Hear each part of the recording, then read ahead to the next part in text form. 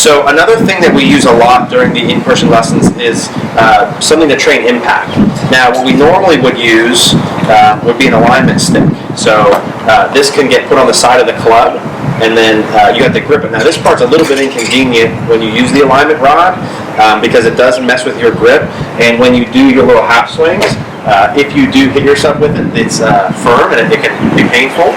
So we found this little chipsticks device, which works even better.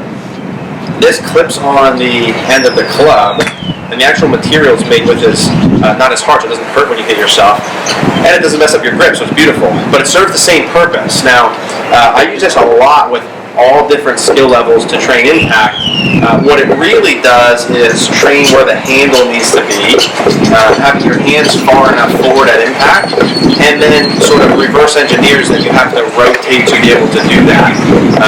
So this pops on the end of the club. If you don't have one of these or can't get something like this, you can use an alignment rod. And this is another short and slow one at the beginning. So when I put this on, many of you may feel like your hands have to be more forward at setup with it, just because of how it's designed. That's perfectly okay. We'll talk about some in another video, some backswing things you can train with this. But on the way through, the idea is if I made little half swings, I shouldn't be hitting myself with this object. You can see what my hands and my club look like when I do that. That's going to be adding off and weak shots for us. Now, what I want it to look like when I come through is that the handle is more forward at impact and not hitting myself. So that looks dramatically different at impact than this does. Now, use a lot of different ways you can get your handle forward. I don't necessarily, when you're using this, want you to be shoving your hands forward like this with no turn. I'd really like for the handle to get forward through rotation.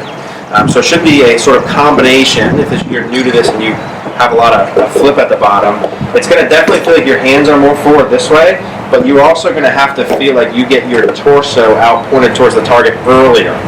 And I would do little short, slow ones that build up with this too, and you can hit full shots with this. So in the beginning, we'll line up, it's on the left hip, and I'm going to make some swings, and I want to not be whipping myself in the hip on the way through. And I'm just doing little short ones in the beginning. So that's a 9-iron that maybe goes about 100 yards. And you really feel the compression. It's something when I do my block practice that I include every single time. I don't really think you could do too much of it. The only people that I think this would maybe not be good for is a small percentage of better players who have the handle too far forward, then maybe you stay away from this. But if you're anyone that struggles with contact or impact or consistent contact, which is probably 95% of players, super safe way to practice. It's going to be hard in the beginning for a lot of you to do, but when you get to the point where you can make some swings and miss yourself, your handle should be far enough forward where you took enough loft off where it's going to compress, and your body has rotated enough. And it's good for everything.